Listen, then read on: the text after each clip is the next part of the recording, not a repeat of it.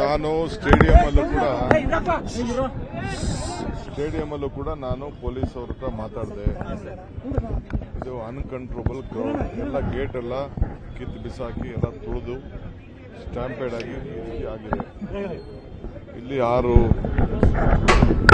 Death ಆಗಿದೆ, ಒಂದು 11-12 ಜನ ಇನ್ನ ಚಿಕಿತ್ಸೆಯಲ್ಲಿದ್ದಾರೆ. ಬಟ್ ಔಟ್ ಆಫ್ ಡೇಂಜರ್ ಅಂತ ಡಾಕ್ಟರ್ಸ್ ಎಲ್ಲ ಹೇಳ್ತಾ ಇದ್ದಾರೆ. ಅಲ್ಲೊಂದು 4 ವೆರಿ ಸೀರಿಯಸ್ ಅಂತ ಹೇಳ್ತಾರೆ, ಅಲ್ಲೂ ಹೋಗ್ತಾ ಇದ್ದೀನಿ. ಈ ಥರ ಆಗಬಾರ್ದಾಗಿತ್ತು. ನಾವು ಇದನ್ನು ಮುಂಜಾಗ್ರತವಾಗಿ ನಾವು ಆ ಪ್ರೊಸೀಜರ್ ಎಲ್ಲ ಕ್ಯಾನ್ಸಲ್ ಮಾಡಿದ್ದು. ನಾವು ಅಲ್ಲೂ 10-15 ನಿಮಿಷದೇ ಮುಗಿಸ್ಬೇಕು ಅಂತ ಅಲ್ಲೂ ಹೇಳಿದ್ದು.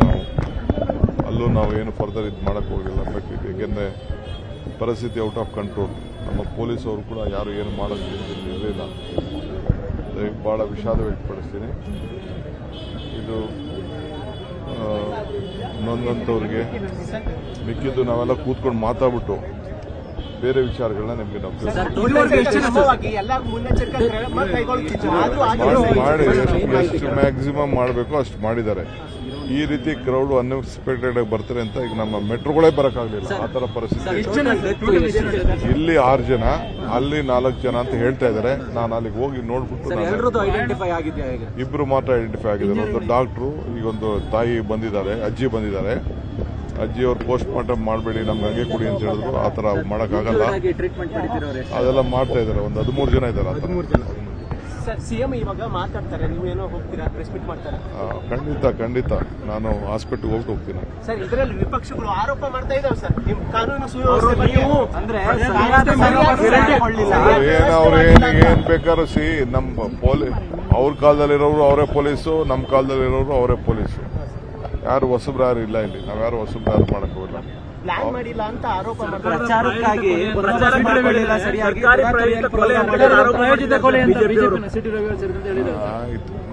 ಸಿಟಿ ರವಿ ಏನೇನು ಮಾತಾಡಿದ್ದಾರೆ ಗೊತ್ತಿದೆಯಲ್ಲ. RCB ಬಗ್ಗೆ ಏನೇನು ಮಾತಾಡಿದ್ದಾರೆ, ಜನ ಯಾವ ರೀತಿ ರೊಚ್ಚೆದಿದ್ದಾರೆ ಅಂತ ನಿಮಗೂ ಗೊತ್ತಿದೆಯಲ್ಲ. ನಾನು ಸ್ಟೇಡಿಯಂ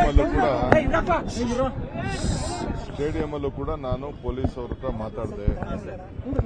ಇದು ಅನ್ಕಂಟ್ರೋಬಲ್ ಕ್ರೌಡ್, ಎಲ್ಲ ಗೇಟ್ ಎಲ್ಲ ಕಿತ್ತು ಬಿಸಾಕಿ ಎಲ್ಲ ತುಳಿದು ಸ್ಟ್ಯಾಂಪೇಡ್ ಆಗಿ ಆಗಿದೆ. ಇಲ್ಲಿ 6 ಡೆತ್ ಆಗಿದೆ, ಒಂದು 11-12 ಜನ ಇನ್ನ ಚಿಕಿತ್ಸೆಯಲ್ಲಿದ್ದಾರೆ. ಬಟ್ ಔಟ್ ಆಫ್ ಡೇಂಜರ್ ಅಂತ ಡಾಕ್ಟರ್ಸ್ ಎಲ್ಲ ಹೇಳ್ತಾ ಇದ್ದಾರೆ. ಅಲ್ಲೊಂದು 4 ವೆರಿ ಸೀರಿಯಸ್ ಅಂತ ಹೇಳ್ತಾರೆ, ಅಲ್ಲೂ ಹೋಗ್ತಾ ಇದ್ದೀನಿ. ಈ ಥರ ಆಗಬಾರ್ದಾಗಿತ್ತು.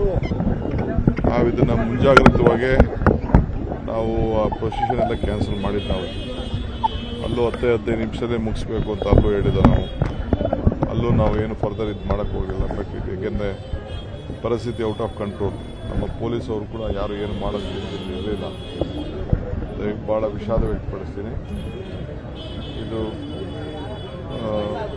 ನೊಂದಂಥವ್ರಿಗೆ ಮಿಕ್ಕಿದ್ದು ನಾವೆಲ್ಲ ಕೂತ್ಕೊಂಡು ಮಾತಾಡ್ಬಿಟ್ಟು ಬೇರೆ ವಿಚಾರಗಳನ್ನ ನಿಮಗೆ ಮಾಡಿ ಎಷ್ಟು ಮ್ಯಾಕ್ಸಿಮಮ್ ಮಾಡಬೇಕು ಅಷ್ಟು ಮಾಡಿದ್ದಾರೆ. ಈ ರೀತಿ ಕ್ರೌಡ್ ಅನ್ಎಕ್ಸ್ಪೆಕ್ಟೆಡ್ ಆಗಿ ಬರ್ತಾರೆ ಅಂತ ಈಗ ನಮ್ಮ ಮೆಟ್ರೋಗಳೇ ಬರೋಕ್ಕಾಗಲಿಲ್ಲ. ಆ ಥರ ಪರಿಸ್ಥಿತಿ. ಇಲ್ಲಿ 6 ಜನ, ಅಲ್ಲಿ 4 ಜನ ಅಂತ ಹೇಳ್ತಾ ಇದ್ದಾರೆ. ನಾನು ಅಲ್ಲಿಗೆ ಹೋಗಿ ನೋಡ್ಬಿಟ್ಟು ಇಬ್ರು ಮಾತ್ರ ಐಡೆಂಟಿಫೈ ಆಗಿದ್ದಾರೆ. ಒಂದು ಡಾಕ್ಟ್ರು, ಈಗೊಂದು ತಾಯಿ ಬಂದಿದ್ದಾರೆ, ಅಜ್ಜಿ ಬಂದಿದ್ದಾರೆ.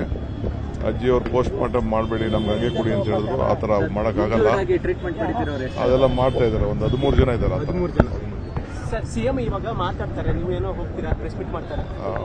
ಖಂಡಿತ ನಾನು ಹಾಸ್ಪಿಟಲ್ ಹೋಗ್ತೀನಿ. ಸರ್, ಇದರಲ್ಲಿ ವಿಪಕ್ಷಗಳು ಆರೋಪ ಮಾಡ್ತಾ ಇದಾವೆ ಸರ್, ನಿಮ್ ಕಾನೂನು ಸುವ್ಯವಸ್ಥೆ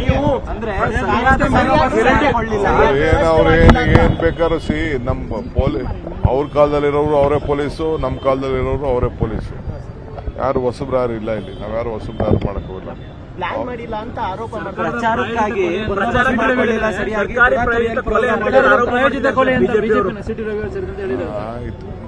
ಸಿಟಿ ರವಿ ಏನೇನು ಮಾತಾಡಿದ್ದಾರೆ ಗೊತ್ತಿದೆಯಲ್ಲ. RCB ಬಗ್ಗೆ ಏನೇನು ಮಾತಾಡಿದ್ದಾರೆ, ಜನ ಯಾವ ರೀತಿ ರೊಚ್ಚೆದಿದ್ದಾರೆ ಅಂತ ನಿಮಗೂ ಗೊತ್ತಿದೆಯಲ್ಲ.